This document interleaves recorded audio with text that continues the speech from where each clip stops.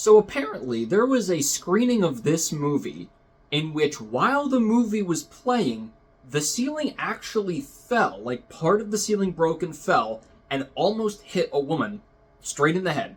And the only reason it didn't is because she was leaning in her chair like this. These 4D movies are getting out of hand. Welcome back to the channel, guys. Today our movie in the middle is Final Destination Bloodlines.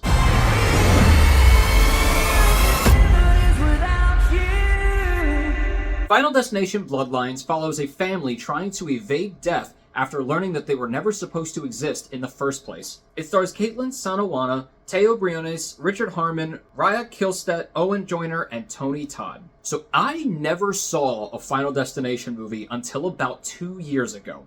But like everybody else, even having seen none of it, I knew about that one scene. Everybody was scarred by that scene, and all I ever heard about these movies was that. And the thing is you know what I'm talking about, and I haven't even mentioned it yet.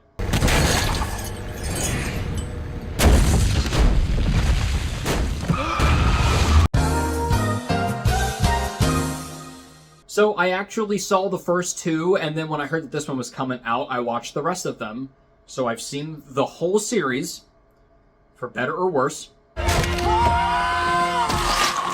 And it's funny because actually the first ever memory I have of seeing any of these trailers, all I remembered for the longest time was that there was a woman on a conveyor belt heading towards some gruesome death. Something was going to chop her or slice her up or whatever, and she was just screaming. And all I thought as a kid was, this seems terrifying. Also, it may be one of those terrible horror sequels, but it still looks horrifying. I really want to see that at some point.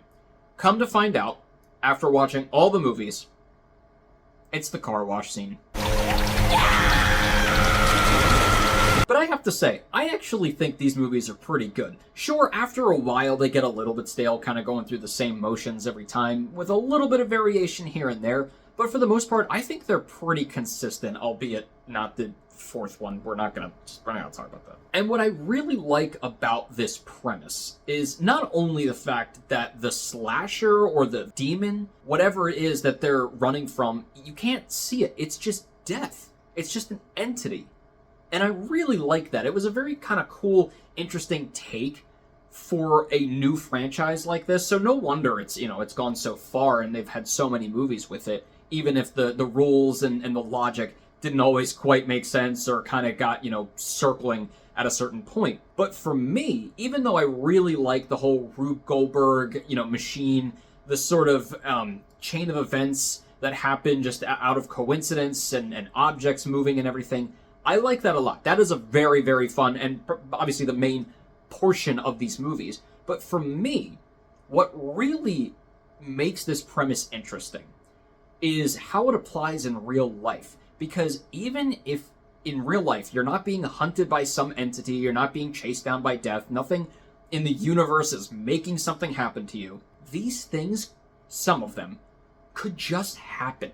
It gets you thinking about little things that just out of happenstance could happen to you, and there's nothing that you can do about it because it just happened. So while a lot of the kills are very interesting and fun because they set up a lot of different, this could happen, this screw could come undone, this could fall from the ceiling, that could fall over, whatever.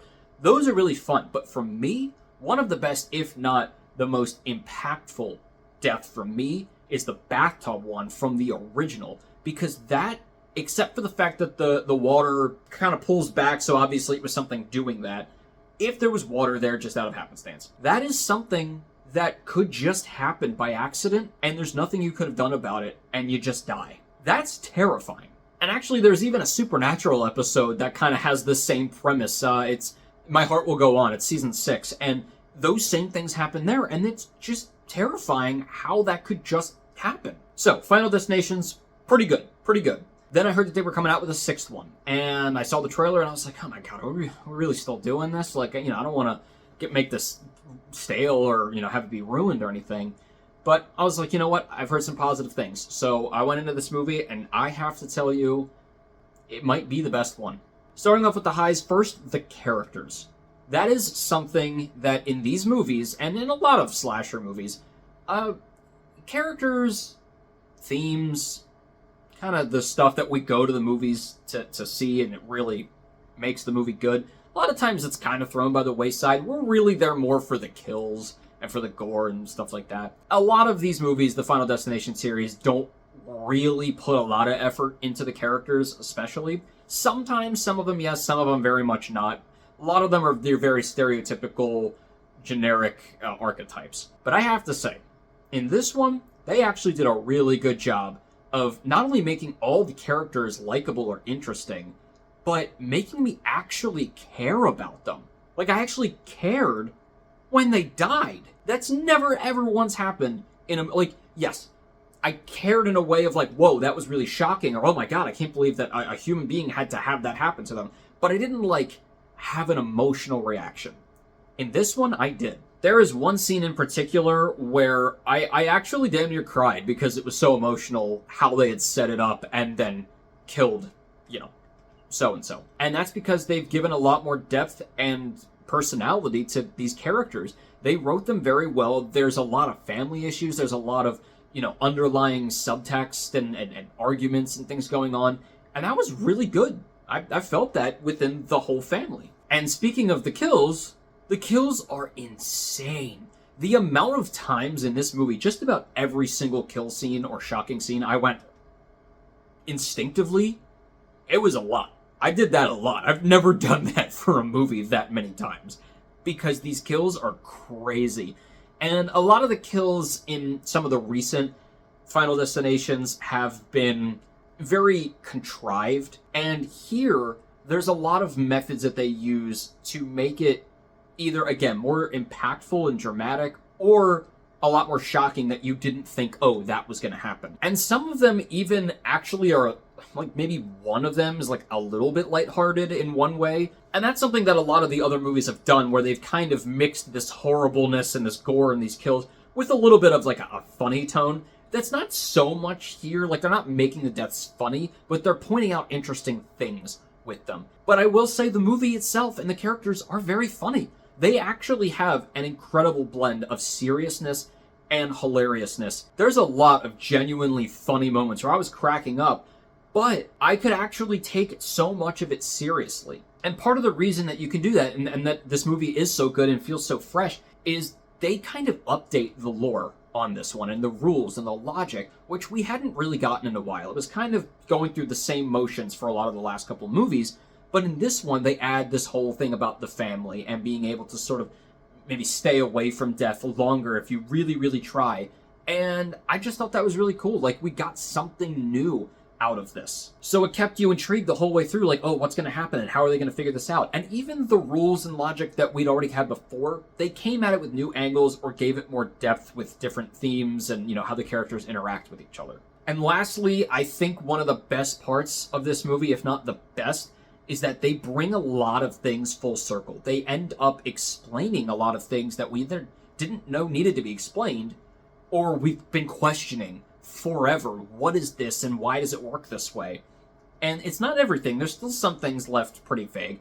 But one of those things, the biggest one of those things, is Tony Todd's character. Obviously, if you don't know, Tony Todd passed away last year, and it was very, very sad. Horror community lost a big one there. Not only did they make his character's exit very emotional and very impactful, and it was amazing. I'm not going to say what they are, but his last words, he chose them, and he's speaking them directly to the audience. Now, I'm just getting goosebumps just thinking about it. They also were able to, clear up some stuff about his character that a lot of people were either questioning, or it didn't make sense to them, or it was pulling them out of the story. They kind of actually give you an answer, which is really cool. I have, a couple middles with the movie. This is a movie that I liked so much, I'm really nitpicking. One of them is that there's, with the main character, there's this aspect to her where they're like, oh, you can see how each death is going to happen. You can guess it. And it happens, once, and then it doesn't really come back again. She, mentions, oh, something's going to happen, but she can't say how or why. I didn't really think it was worth bringing that up in terms of that. There is a funny moment that goes along with it, but in terms of, oh, you have this power, it doesn't really come back again. So I wish they just kind of didn't put that in there. Also, I'm like still debating the ending, and I will say this is probably the best, or at least top 2 or 3 of best endings that we've had in the franchise, because that's like something that this franchise struggles with, is how to end these movies. And I understand why, because you're like, you want the characters to win, but you also need the movies to keep going. So it ends up being a lot of like rule breaking. And in this one, I think they did a pretty good job. I'm still debating how I personally feel about it, but I think they did an okay job. It's just something that I'm like, I just wish that. And if you've seen the movie, you know what I'm talking about. So overall, Final Destination Bloodlines is like a complete shock to me, and a very welcome one at that, because this is a franchise that I've ended up really liking, and I'm glad that it's continuing to go strong. When you get a modern horror reboot or sequel, it can go one of 2 ways. It can either be like, wow, you finally have competent writers who are thinking about the deeper things in these movies, or it's trash. Luckily, we got the former, so that was really cool. I had a really fun time with this one, and I'm definitely going to be going back again and again to watch it when I watch the rest of the series. I was debating whether I thought they should do more. Halfway through, I thought, you know what, if they can bring different angles into these themes and in these characters, because, you know, when you know that you're going to die, there's a lot that you can do with that, with other characters, and how you can attack that. So I thought maybe they could do more.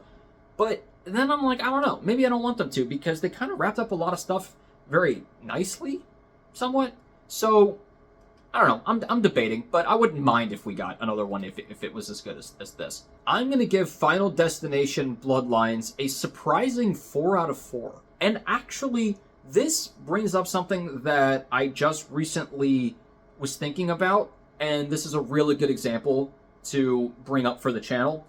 Recently, my brother told me that a friend of his mentioned something about movies that are perfect for what they need to be, but they aren't like the best movies ever made.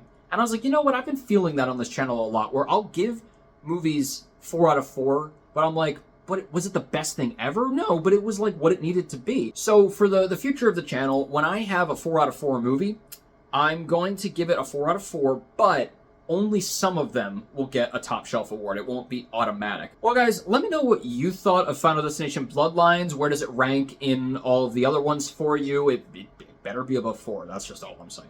And as always, keep your hopes high, your stress low, and remember to keep a watch out, because death's coming. I'll see you guys later.